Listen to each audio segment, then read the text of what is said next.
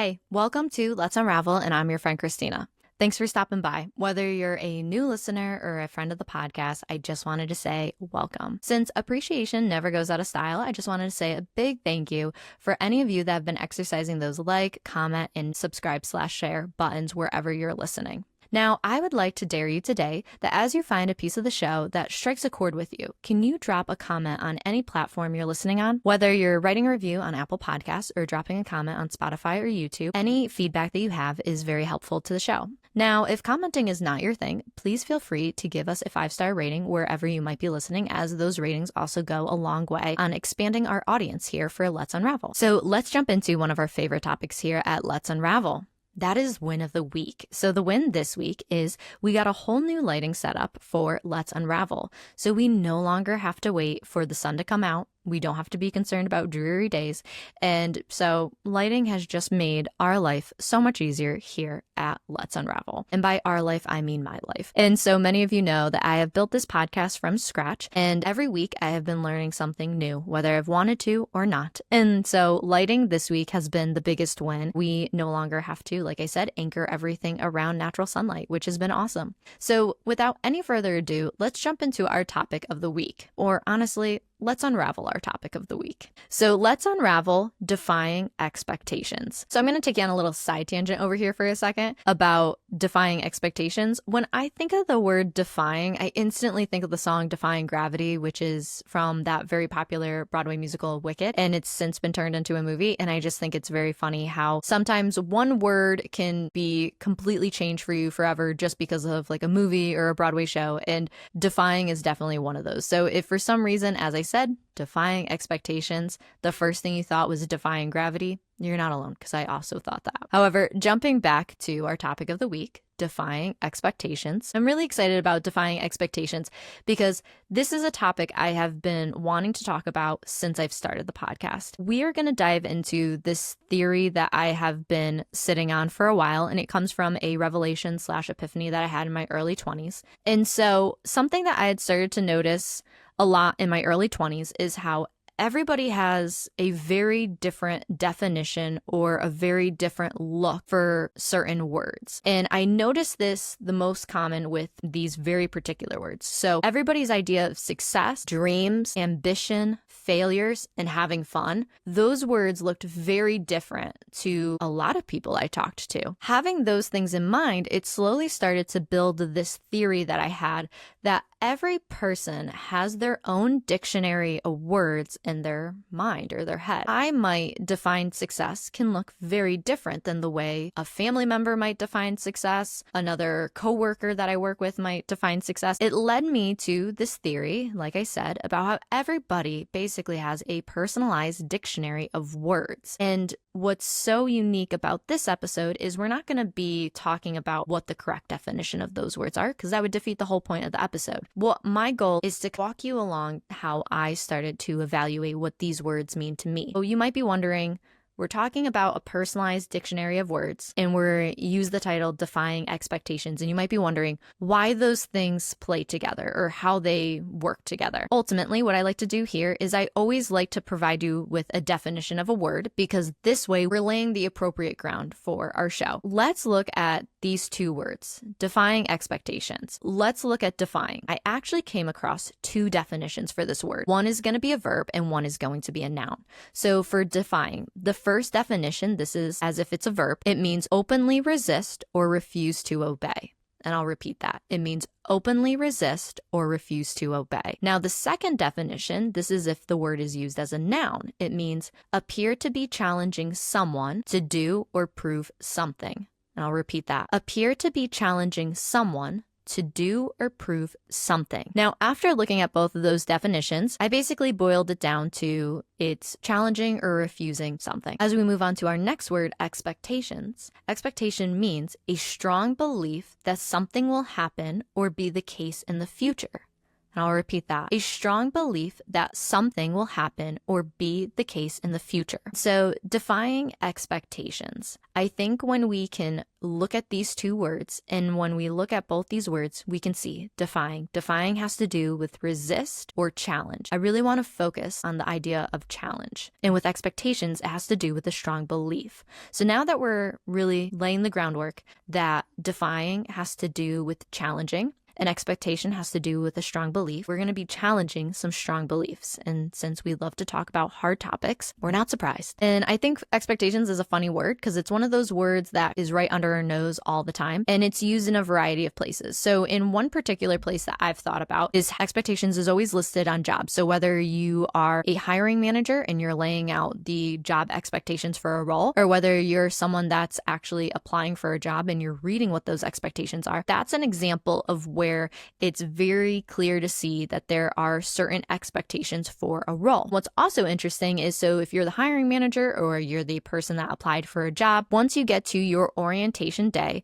one of the things they'll say to you is, let's go over your expectations, because they really want to drive home what you're expected to do within this role. Now, what's also really interesting is, have you ever gotten into a job where you know what the expectations for the role is, but then over time, it's like that the expectations grow, they evolve, and all of a sudden you started in one position and maybe you were doing just entry-level tasks, and then slowly over time, you started to have more experienced tasks, but maybe your title never changed, but the expectations of what you were doing, they changed. Now, I want you to grab a hold of this idea is expectations is the ruler we judge our experiences on. So it's the first word we need to evaluate the most. So the first thing I want you to think about with expectations and really put it into your life is, have you ever had moments when your friends recommend a restaurant for you to go eat to? And I don't know, you get really excited and you're like, you know what? Yeah, I want to try that restaurant. It's so exciting. So you take other friends or family members or whatever, you sit down at these restaurants, you pick the meal your friend recommended because it was the best chicken parm of their life, whatever the case may be. Then you sit down to eat the chicken parm and all of a sudden take one bite and you're like, this is the worst chicken parm I have ever had. All of a sudden, what you expected instantly plummets from your experience. And I think that's what's really interesting. So back to that idea that I just said, expectations is the ruler we judge our experiences on. So think about that. Your expectation, you were going based off your friend, this is the best restaurant ever. And then you eat the chicken parm and you're like, this is in fact the worst chicken parm I've ever had. And now all of a sudden your expectations, they plummet. What's so important about expectation is establishing what expectations look, or how we want expectations to look in our own life. And that's by going after those keywords that I mentioned at the top of the episode. So pivoting into the heart of this episode, going back over just these ideas. Every person has their own dictionary of words. So this is something that we know. Everybody defines certain words very differently. And those key words are success, dreams, ambition, failure, and even fun. So to give you another personal story, one of my favorite books growing up, it was a favorite book for a very small amount of time, was, and I'm going to sound so dorky saying this, was a dictionary. I only lasted a short amount of time because I realized at the age of 8 years old, it was very dorky when someone said, what's your favorite book? And I said, the dictionary. People laughed. So, but the reason why I loved dictionaries so much was because it brought a lot of clarity. It defined words. And if you don't know what a dictionary is, I'm sorry. But basically, it's just a book with words, and those words are defined. That's all that a dictionary is. There's no plot line or anything to it. It's just words and their definitions. What's really interesting is it also became this detriment to me because I would only see life in black and white. Because also when you look at a dictionaries, they're very black and white. It's just words and definitions. But something that we need to be aware of is it's great to define words. It's great to be aware of what these words mean. It's great to have clarity. Let's not forget, The world was meant to be seen in vibrant color. And that's where we need to start being aware of things such as expectations. Once you start to build this idea of what success looks like and all those other words mean to you, your expectations start to change because your expectations are set on you yourself. You're not pulling expectations from other people. So a perfect example from my life is growing up. I was always told, my mom would always tell me, she goes, you are going to hate musicals. Musicals are the worst. And my sister would say the exact same thing. So, when you're young, you believe what your mom says, you believe what your sister says, and it's your first experience with the world. So you're just thinking, okay, so if they hate musicals, I probably would hate musicals. And then I saw High School Musical and I found out what a musical was. And I realized from that moment forward that if I could break out in song and dance, my life would be complete. That was my dream, was to live in a musical. And it's so funny because it goes back to expectations. My mom's expectation and my sister's expectations were, we don't like the singing and the dancing and all these different things. But my expectation was very different. I love the singing, the dancing, and all these different things. So all of a sudden, when my sister would ask me questions like, how did you like the movie The Greatest Showman? And if she didn't know, it was a musical. And I said, it was a great movie. I loved it. It's one of my favorites. And she went and sat down and watched it and realized it was a musical. She probably would have been like, oh my God, why didn't you tell me this was a musical? And that goes back to expectations. It goes back to seeing, what does one person value over another? And so an analogy that I have for you that I think is going to be a little interesting. If you have played any kind of games, perfect example, let's say you sit down to play Monopoly. You're going to play a wonderful game of Monopoly with your family. And all of a sudden, they start playing, but they're playing by the rules of Uno. You'd be like, this is really confusing, because all of a sudden you're not rolling dice. Someone's trying to do a reverse. Someone's trying to do a draw four. And you're like, I thought we were playing Monopoly. How am I going to buy Boardwalk if they're skipping my turn? And all these things. And that's where I want you to stop. Think about that. It sounds so ridiculous, but that's what we do in our normal day lives. We're taking other people's rule books and we're putting them into our lives, and we're expecting to be playing this game of Monopoly. But when you're pulling the rule book from someone else's lives, you're pulling the expectations for someone else's lives, and you're putting it on your own, all of a sudden you start to have this game identity crisis, because you're like, I don't know if I'm playing Monopoly, I don't know if I'm playing Uno, I don't know if there's this weird game of Monopoly and Uno like merged together. And that's where all of a sudden it goes back to expectations. That's why it's so interesting when you watch TV shows, movies, or you even see in real life how you'll see parents start to place unfulfilled dreams or expectations onto their kids. Sometimes you might see that in regards to sports, and you see these very overzealous parents for these kids' sport teams, but they're like 6 and they're like, Johnny never loses. So you find yourself saying, it sounds like there's more going on there. The thing is, when we start to allow others' expectations to fall upon us, really what you're doing is you're taking a rule book from someone else's game. You're trying to incorporate it into your game. You end up with a weird game of Monopoly and Uno. And that's the same thing with this. Let's take it one step further. Another great example of this is art. I don't mean art like movies or TV shows. I mean art more like paintings and modern art and historical art and art in that variation. Let's say you meet someone and they say, oh, I love art. I love art museums. And you decide, okay, I'm going to take you to this art museum. And all of a sudden they walk in and they go, I don't like it. And you're like, I don't get it. It's an art museum. You said you like art museums. And they go, this is a historical art museum. I like modern art. It goes back to these ideas of, you think you're on the same playing field. You think you guys have the same expectations of what an art museum is. And then you start to find out as they, it goes back to that personalized dictionary, as they get into the nitty gritty of those words, you start to realize their idea of a good art museum is modern art. It's not historical art. And once again, I love it because people always say, well, art is subjective. And it's true. But words are subjective too. And that's what's also so interesting, because when we think about Defying and how it had 2 definitions. It had one that was a noun and had one that was a verb. Subjective, depends on how you're using it, whether it's a noun or whether it's a verb. Now, as you've noticed from multiple episodes, I always love to bring in movie examples to explain this topic. Annie was one of those movies I loved watching growing up. And it was about an orphan girl. She was left by her parents. They passed away. It didn't really seem like she was aware that they passed away, but It was later revealed that they had passed away. So she held on to this locket her parents had given her, and she was hoping, or should I say, expecting them to return. And so her expectations were always, my parents are coming back. And so through this whole movie and all the beautiful musical numbers that go along with it, is she's singing songs like The Sun Will Come Out Tomorrow, and it's all about how it's almost like she's holding on to this hope that her parents are coming back. That was the expectation. Then all of a sudden, this funny thing happens where Daddy Warbucks enters the picture, where he wants to have an orphan for the holidays. She goes along with it and she enjoys being with him and all the expectations that she had previously known. She had only known what it was like to be in an orphanage. She had only known what it was like to be around a bunch of kids. She had never known what it was like to live in a mansion. She had never known what it was like to have, honestly, anything.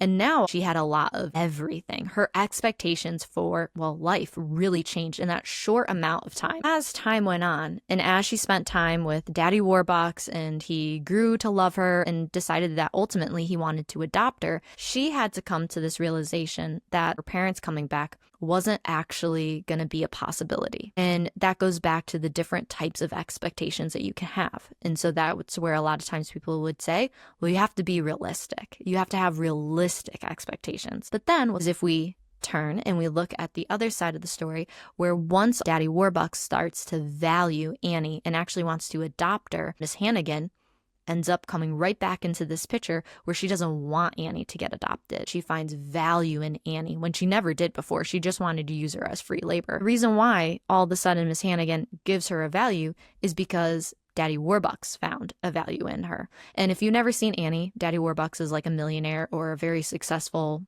business owner of some sort, but basically he has a lot of money. When Miss Hannigan gets wind he wants to adopt her, it really changes her value and opinion on Annie. And that is another variation that we can look at too, where somebody might have said, well, that's unrealistic. Miss Hannigan would have looked at Annie and said, well, it's unrealistic that a millionaire Daddy Warbucks is ever gonna want you. And then all of a sudden, Daddy Warbucks does want her. Oh, they only want you for the holidays. And then he goes, I want to adopt her. They can't make sense of it. It's really hard is when you play by other people's expectations, you're also including their jadedness. And that's the thing. Like you look at Miss Hannigan, she didn't have an easy life. You can see that easily from the movie. So she's projecting her jadedness onto Annie, saying he's never going to want you. And then when he does want her, her mind doesn't know how to comprehend it because her personalized dictionary of words doesn't line up with this scenario. And so that is why it's so important to keep this open mind of what expectations look like. That's why it's so important to define those words such as success, dreams, ambition, all of them, because they all play a part in expectations and how you want to set those expectations for your life. Now, I've talked about a little bit of these ideas in our very first episode, and I believe I mentioned that previously. And one of the other things I had mentioned in our very first episode is I talked about friends, and I had talked about the character Rachel, and I still think it's so important to incorporate her character in this episode as well, because when you look at Rachel, she enters Friends, the very first season, and what is she doing? She's running away from the altar. She doesn't want to get married because why was she even getting married? Because those were expectations her family was trying to put on her. They had said, get married, he'll provide for you. You'll have a nice life. You'll have the boat. You'll have this, you'll have that. And then what does she end up doing? She runs away to New York to the coffee house. She finds all of her friends in the coffee shop per usual. And so when Rachel comes storming into this coffee shop, she changes her entire life in a moment.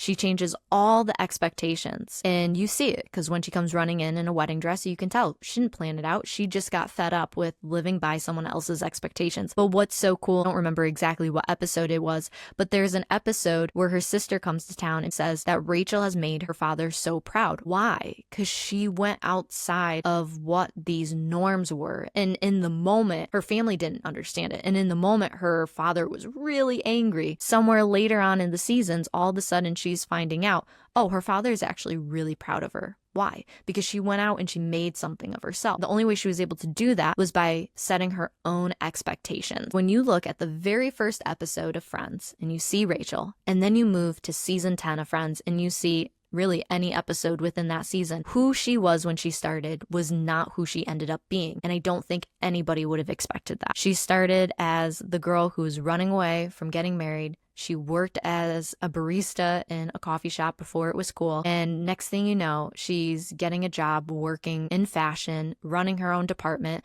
And it sounds like a real rags to riches kind of idea. It goes back to when you can set your own expectations and you don't play by other people's rules, and you can define what those key words mean to you. People will question it at first. They won't understand it. They won't get it.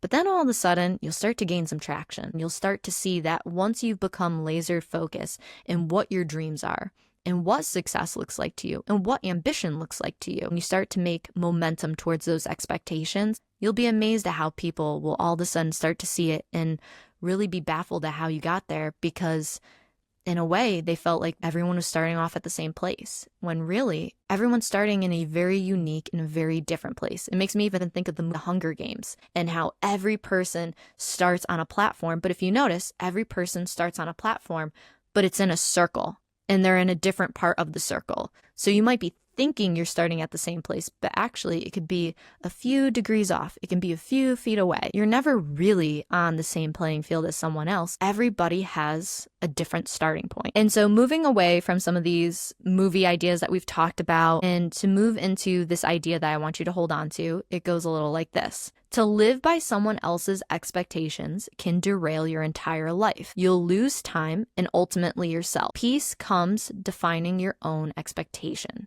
So I'll read that one more time. To live by someone else's expectations can derail your entire life. You'll lose time and ultimately yourself. Peace comes when you start to define your own expectations. Basically summarizing everything that we've talked about thus far. And so now to move into some personal stories, and this will give you some context as to why I feel so strongly about this topic. The first story goes back to this idea of everybody having very unique definitions for words. So growing up, I always thought differently. And the best way I used to tell people this was, let's say like you were sitting in like a math class and somebody would ask, how did you get the number 4? And you had to create an equation. So it could be something like 2 + 2 = 4. And everybody would write down the exact same answer. It'd be 2 + 2 = 4. And then they would get to me and they'd be like, okay, Christina, how did you get to 4? And I would have all these different ideas in my head. I'd say, well, you could do 1 + 3 = 4. You could do 5 - 1 = 4. Like I would have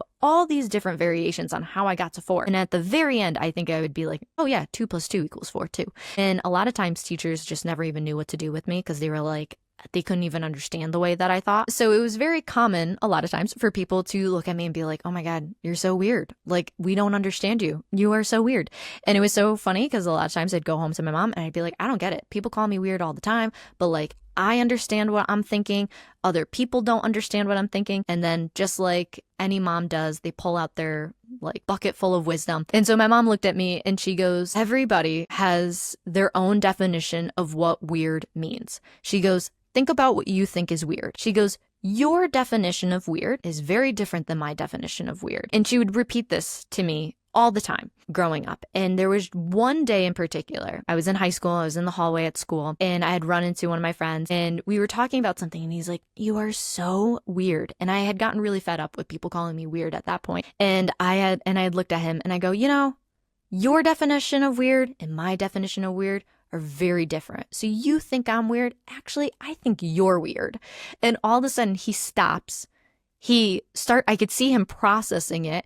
And then all of a sudden he goes, okay, that makes sense. He goes, okay, sounds good. And that was it. And he walked away and he was like, his mind was blown. And this is also the reason why I have that theory about everybody having their own personalized dictionary in their head, because it also goes back to my mom. That was a moment in my life where I realized, I'm like, it's true. His idea of what weird is different than my idea of what weird is. So to him, I'm weird. I am the picture of weird. And then in my world, I could look at someone like him, like, why don't you think the way that I think? That's weird. That was a story in my life that really changed how I viewed people, how I view words, how I viewed situations. Everyone has their own philosophy and idea of the way things should look and be. So a second story that I wanted to share, this happened while I was in corporate. So I had worked 2 different corporate jobs. And in my time being in corporate, I had come across this whole nother world of being ambitious. It's really interesting when you see this word ambitious played out. You have the ambitious people in high school who are trying to excel and achieve and become valedictorian. Then you have the people that are ambitious in the part-time jobs where they want to make like management. And then you meet corporate people. And their form of ambition is very different. So as I was holding an entry-level position within corporate, I'm learning more things and expanding. I started to realize in corporate, certain roles were considered more ambitious than other roles. So job titles. I would have different mentors when I was working in corporate. And anytime people would describe me, they would always say, Christina is very ambitious. That was like a synonym to who I was. As I was entering management positions and holding my own, and as I was climbing the corporate ladder and just having different conversations with different people along the way and starting to realize ambition looks different within these different roles, I had quickly learned that some roles were perceived as being more ambitious than other roles. That was something that, okay, it's one thing to kind of sense that and to feel that. And then it's another when people start to say like, this department is not ambitious. And then it would be a blanket statement. It's very jarring when all of a sudden you're being told that you yourself are not ambitious in these moments.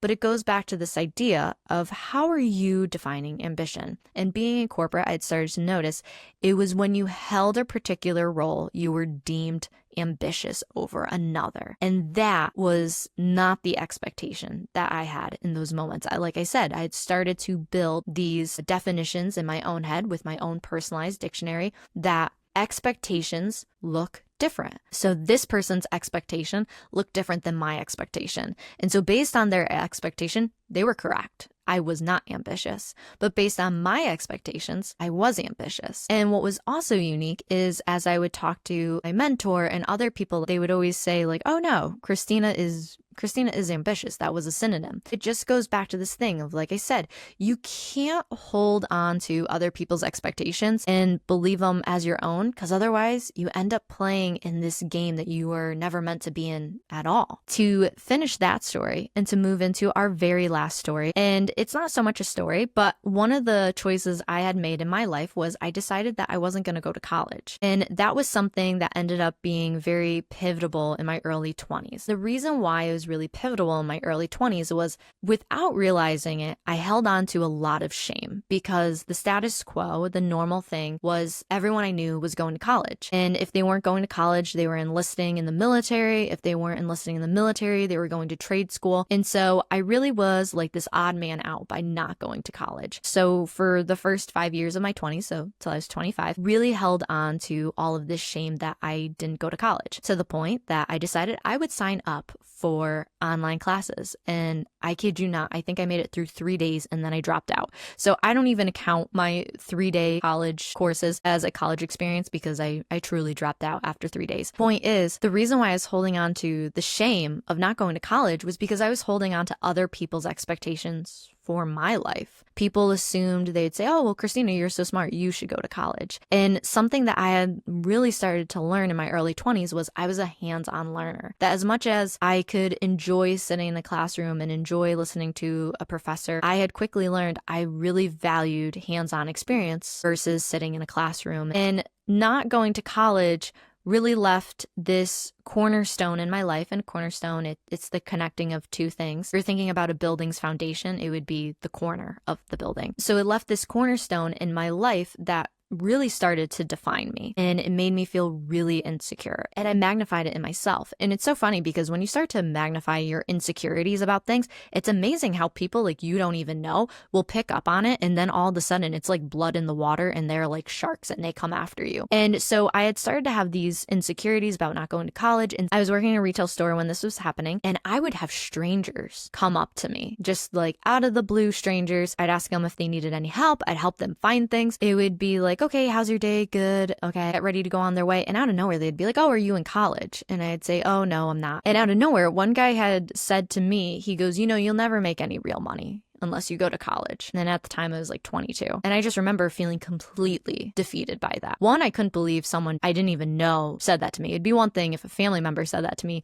but to hear a complete stranger said that to me, it was crazy. So at 22, when that stranger said I'd never make any real money, it really struck a chord with me. It really left me feeling defeated. If I could go back now and I could debunk that, and I could say at 28, the last corporate job that I had a 6-figure salary and I was the global head of my department. And I didn't have a college education. I still don't have a college education. It goes back to the very thing I've been saying this whole episode. When you're holding on to other people's expectations, you hold on to the rule book of someone else's game. People will project onto you whatever jaded or brokenness they have because they think they're helping you, but actually what they don't know is sometimes they're actually in the process of defeating you. I say all of that to give you hope that whatever the dream was that you had, however you had initially defined your dream, and then someone came along and said that's an unrealistic expectation, and that hurt.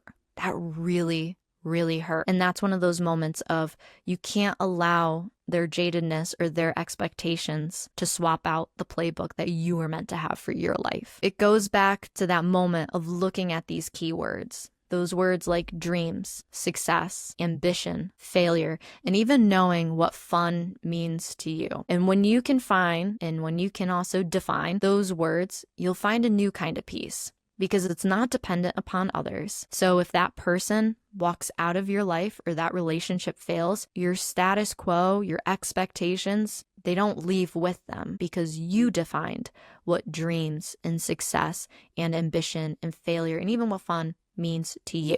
So for me, when I looked at those words ambition and I would see all these hours I would spend in corporate jobs and pouring into other people's businesses, and I realized I'm working so hard, I'm working so tirelessly for someone else. What if I put all those hours into something I cared about? Those ideas of ambition, they started to change. And then you start to look at success. What does success look like to me? Is success a dollar sign? Is success a happy life? And then you start to look at dreams and you start to think, what were those things that made you come to life? What were those things that you had hoped for as a kid, but you let go because life got hard, life got messy, and the bills were due? Ultimately, you look at failures. When did failures become this idea that it's better not to try because I don't want to fail, or I don't want someone to say I was a failure? You know, sometimes it's better to try a lot of things and to realize maybe you don't like things than it is to always wonder why. And then lastly, fun. Fun has been one of those words that has been a hard word for me to describe because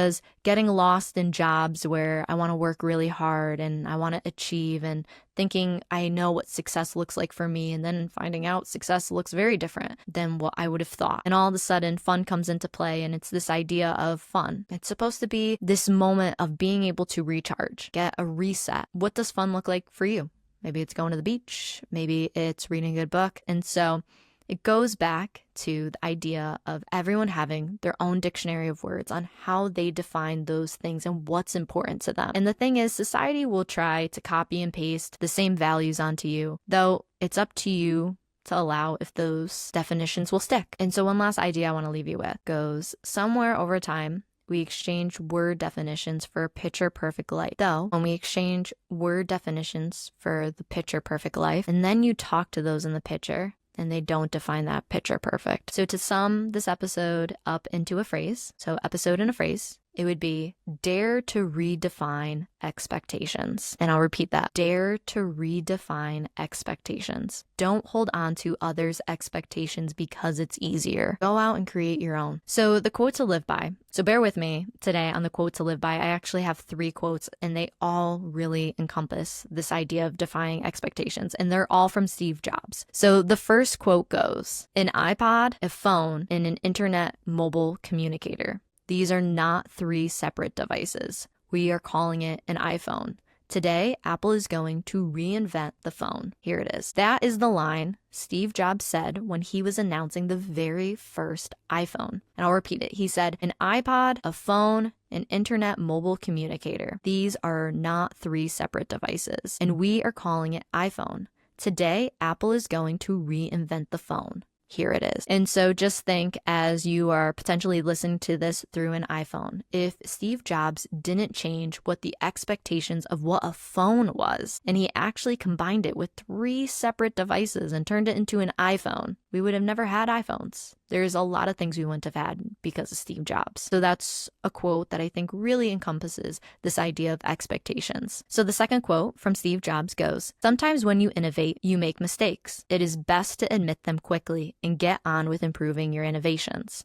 And I'll say that one more time. Sometimes when you innovate, you make mistakes. It is best to admit them quickly and get on with improving your innovations. And I want to encourage you, sometimes you're going to define words in a particular way, and sometimes you're going to change them. This is where, when you think about someone like Steve Jobs and he comes up with these amazing technology ideas, and if he's saying you make mistakes, but you have to admit them quickly, it's part of life. It goes back to that idea of failures. If you can look at failures no longer as a defeat, but instead look at it as finding out something maybe you didn't like, or maybe something you didn't do well at, and just keep moving quickly, you'll actually accomplish a lot more than most people. Now, for our last quote to live by, this was also by Steve Jobs. He said, "My favorite thing in life don't cost any money. It's really clear that the most precious resource we all have is time." And I'll say that one more time. My favorite things in life don't cost any money. It's really clear the most precious resource we all have is time. And that quote, it goes back to those ideas that we had talked about. When you live by someone else's expectations, it can derail your life and you lose time, and ultimately you lose yourself. What I think is so unique about his quote about my favorite things in life don't cost any money. It's really clear the most precious resource we all have is time. And it goes back to that same thing. When you hold on to someone else's expectations for your life, ultimately, time is the most valuable resource that we have. And when you hold on to someone else's expectations, you're actually losing your most valuable resource, which is your own time. So wrapping up today's episode and looking at our key takeaways. So the first one goes, everyone has their own personalized dictionary of words. It's how they define words such as success, dreams, ambitions, failures, and even fun. The second, you can't live by others' expectations for your life. Third, expectations is the ruler we judge our experiences by. 4, dare to redefine expectations. And lastly, to live by someone else's expectations can derail your entire life. You'll lose time and ultimately yourself. Peace comes when defining your own expectations. So I just want to say thank you so much for hanging out today. It was great to unravel defying expectations with you. So I'd love to connect with you more. You can connect with us on Instagram, TikTok, YouTube at Let's Unravel Pod. That's at Let's Unravel Pod. If you enjoyed this week's episode or the podcast show in general, please leave a review on Apple Podcast or Spotify. Your comments and 5-star ratings go a long way. And please don't forget to hit the follow or subscribe button anywhere you might be listening to stay up to date on any of our latest episodes. We release new episodes every single Thursday. And as always, it was great talking to you, and I'll see you soon. Bye.